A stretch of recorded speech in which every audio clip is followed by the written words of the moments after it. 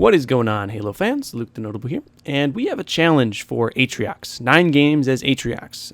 In the beta, the first beta, I liked Atriox. I liked his deck. I like to do a grunt rush. But I think in Blitz, with the starting armies he gets, I haven't had too much success with Atriox. But I've built a deck for you that is kind of interesting. It's an interesting deck using Atriox. And it is a Infantry spellcaster deck. Now, there are no spells in this game. There are these support cards like Scorch Mind and Atriox Bulwark and Eradication. I don't actually know what they're really called. I just know they're not like troops, and I call them spells because I have background in card games where these kind of cards were called spells. But it is a all infantry deck, except for the chopper and engineer, of course, because you need some support and you need some speed in your deck. But it is an all infantry deck, and I have kind of been murdering everyone in 3v3. I've been such a good support role in 3v3. A little bit of testing in 2v2, but not too much. A lot of testing in 3v3, and that's where I'm going to showcase this deck. If you're someone that likes to play 3v3, if you want to play a more supportive role, this is definitely a good deck for you. So essentially what you're going to want to do is come into the deck editor, set your starting army to bulletproof. That's going to give you all infantry. It'll give you an ironclad hunter, some sort of elite. I think it's the upgraded version of the anti-infantry elites, and then some grunt squads.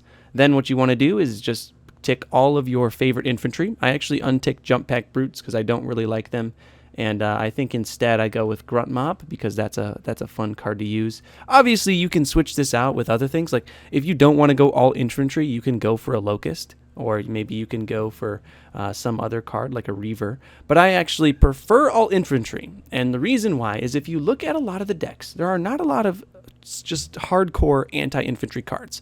For the Covenant, you have the Elite Rangers, you have the Assault Elites that are pretty good against infantry. And then if you go into the UNSC, the only thing you really have for anti-infantry is the Sniper and the Hellbringers. And I talked about in my other deck videos that Hellbringers really aren't that great. The Sniper is really awesome, but if you only have one anti-infantry card, I think running all infantry is going to be a good idea, especially in 2v2 and 3v3, where maybe you have other people that are making mixed decks. Having all infantry, at least for me, has been really, really great. If you use this deck in conjunction with 2 other decks, or even one other deck where you're communicating with someone, which I haven't had the chance to do yet, this deck can be very, very strong. It has, you can get way up to 30 population, which is the max population. The only time I've ever gotten to max population has been with this deck, because you can just throw so many things out there, and it's a really great deck for that. So I'm going to pull this up here. On the left there is the actual deck that I use. You can switch around stuff, but that's the one I'm going to be showcasing. I actually got my first level 3 card, which is the Grunts. They are level 3 common card. I also got a level 3 Nightingale. So these things are pretty damn strong, even though they're pretty early on unit.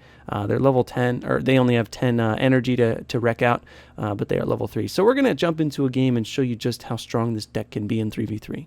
One thing I'm not too keen about playing 3v3 is the fact that you do have to rely on 2 other teammates. In 1v1, I like those decks because if you're going to win, it's because of what you did. Sometimes in 3v3, if you get 2 bad teammates, it can be tough to win. But it's still a fun game mode. There's lots of troops running around. Really, really cool. If you like big scale things going on, 3v3 is definitely the way to go, and this deck makes you a big army. Like I said before, it's one of the only decks that I've been able, it actually is the only deck that I've been able to get a full population 30 out of 30. So with this deck, you don't have a lot of speed, so early on, I like to cycle out to my chopper as fast as possible. It's a very cheap card that I will generally cycle to. There's the chopper, and I'll send all my units to, like maybe the B. And then what I'm going to do is I'm going to use my chopper to kind of give myself some power on the map. So my chopper is going to go up here and maybe wait for some supplies while the rest of my stuff comes in here and deals with. And what you're just going to do is throughout the game, you're going to be spawning infantry. You'll have enough anti-infantry and anti-vehicle and stuff to really do a lot of damage. I carry Ironclad Hunters and regular Hunters, which is an Atriox, or I should say Ironclad Hunters are an Atriox only card, so you can have 2 anti-vehicles. You can also have, things like the Grunt Mob, which allow you to get a lot of stuff out. I moved my chopper too soon. The energy is dropping. That energy, of course, in any game mode is going to be very important in Blitz, and that is why I like to go with the chopper in my deck. Let's see if we can maybe steal this energy here. Looks like there's a lot of guys right here. But if I'm careful, I can get at least one. See, you just kind of dance around the... Oh, no, the chopper! Oh, what an idiot. I tell him to go to the where the energy is, and he backs up. Oh, that's annoying. Sometimes they don't like to do what you do, but dance around that energy sometimes, and you can steal it from them. You always want to look at what your enemies are putting up, and it looks like he's getting some wraiths and stuff, so I'm going to try to go heavy on the hunters, maybe get some assault elites to kind of bring up my anti-infantry power as well. It's kind of like a modified anti-army, but with only infantry. Orange is heavy vehicles, so we are going to send our stuff in. And if Orange tries to contest us, we're going to wreck him, because we have, I think at this point, 3 or 4 hunters. Here comes the energy. This is going to be big. We got to get as many energy as we can. Looks like the enemy got 2, and we're going to get 3 here, so that's good. That's going to put us back to even as far as energy goes, and that's going to be very important. You see how I can use these choppers to kind of spread myself out on the map. I have one here and one here. And we're just going to keep building up our amount of people. Just going to keep building on up. I want to cycle back to an engineer because it looks... I'm gonna send my guys home for a second just to get them full health, and then I'm going to cycle back to an engineer and probably just totally eradicate all of these guys. And he is a spellcaster, so you can send out things like Scorch Mines to do a lot of damage. You can see there I completely wrecked that chopper, and we'll see how well I do here against 2 armies when he's sending a lot at me. This is 2 not complete total armies, but still 2 armies nonetheless. I can try to save up for eradication. There's that, but it looks like I should be okay against these 2 armies. I'm going to send it out just to make sure, because that's going to really destroy them. There we go. Take out those blisterbacks. And we lost a lot of our army. We got the Catastrophe. Holy crap. We lost a lot of our army, but we took out 2 armies. That's how good anti-infantry is, or that's how good infantry can be, especially against someone who doesn't carry a lot of anti-infantry cards. So we did lose our entire army, but we took out 2 players' armies, so I would consider that a huge win. And because this deck is so cheap, you can sit here and build up a whole nother army very quickly.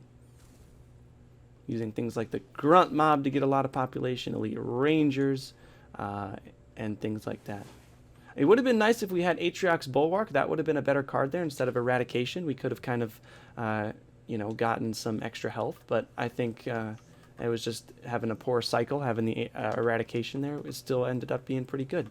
You can see that there's not a lot of troops on the map for the other team, and we're kind of, you know, dominating in that aspect. Alright, so now I'm going to throw in these guys and show you how cool something like Atriox Bulwark can be when you have a massive things coming in. So I have a big kind of massive units here. I'm going to send them all to one little spot. And then I'm going to drop this, which is going to allow me to get full health and be invulnerable for a short period of time.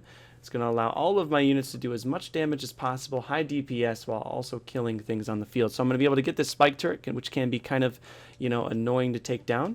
And then I'm going to use my other things to kill the stuff on the map. It's essentially like just free. It's a very good spell. It's just free health. Free health. Allows you to kill as much as you want. And there goes all the armies that were here. Now, I did have some help there, but we're just going to go straight to the next one. Manjaro. Holy crap. I don't think I've ever gotten a Kilimanjaro before. Watch how fast this blisterback is just destroyed, because infantry are anti-air by nature. I mean, I kind of want to count my hunters. How many hunters do I have here? I have 5 hunters in this mass. I have 4 anti-infantry elite rangers, and I have 8 grunt squads. That's insane. That's so much anti-infantry, anti-vehicle, anti-everything. It's an anti-army with all infantry, and you can see that they can't really do much. Because if they have vehicles to try to counter me, I have 5 hunters, which completely destroy them. If they try to counter me with anti-infantry, I have things that can fly above. And we're going to just try and kill these 2 armies here. We'll be using Atriox Bulwark again. We have since cycled back to that. So we're going to use this as soon as it comes up. Kind of save ourselves a little bit. There we go. Just have them sit right there. Send out the Scorch Mines. That's always free damage. And just watch these guys fall. They die so quickly. Oh, no, no, no, no, no. Oh, we didn't lose too many on that. Someone had an exploding one. But we ended up dodging that. And then if things get too hairy, you can use something like Eradication, but you see that we basically just destroyed them. I was able to take on multiple army forces using my infantry. It was just too much infantry for them to handle. Now, I don't necessarily think that this would be as good in a 1v1 setting because you're not as fast, but in a 3v3 setting where you can sometimes, count on maybe your teammates to kind of do some work for you, this is a good deck. You may be able to make it work in 1v1, but I wouldn't recommend it. Use some of the other decks I've talked about, the faster decks, like the Anders Sentinel deck or the Shipmaster Marauder deck. So I want to thank you all for watching. On screen right now, you will see to the left my logo. If you click that, you will subscribe to me. And to the right, you will see a tutorial on how to build a good deck if this one didn't seem to be good for you. But I think you should try it out if you're a 3v3 player and you like that. Thank you all for watching. Stay notable, and I will see you in the next video.